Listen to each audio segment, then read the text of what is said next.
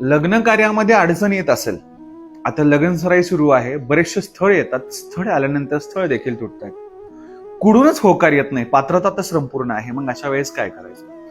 अशा वेळेस मुली जे असतात ते 16 सोमवारचं व्रत करतात, परंतु मुलांसाठी आणि मुलींसाठी दोघांसाठी सेवा ही सारखीच असते. मग अखंड अक्षदाची सेवा मी तुम्हाला आज सांगत आहे. अखंड अक्षद सेवा म्हणजे काय? पूर्ण अखंड तांदूळ हा महादेवाला अर्पण केला जातो. डाव्या हातावरती तांदूळ घ्यायचा आहे. 108 शिवनामावलीने सकाळी उठल्यानंतर शंकराय नमः, पिनाकिने नमः, शिरशेखराय नमः असं 108 नाव असतात महादेवाचे.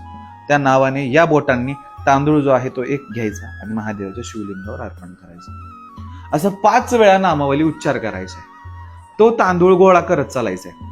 पूर्ण पिंड जी आहे ती स्वच्छ करून घ्यायची. तो तांदूळ जो आहे तो साचवत चालायचा आहे. अशी सेवा 11 दिवसाची असावी. 11 दिवस सेवा करत असताना पूर्णतः व्रत केलं तरी चालेल, नाही केलं तर शुद्ध शाकाहार भोज जे आहे ते आपल्याला ग्रहण करायचं.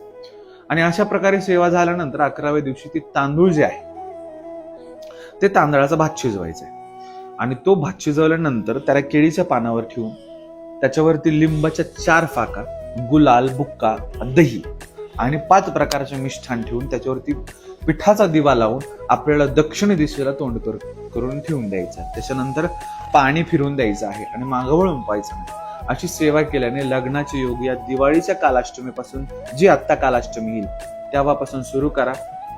अतिशय सुंदर असं तुम्हाला मी मार्ग सांगितला आहे. याच्यातून छान असा उपाय तुम्हाला मिळेल. ओम काली जय भवानी.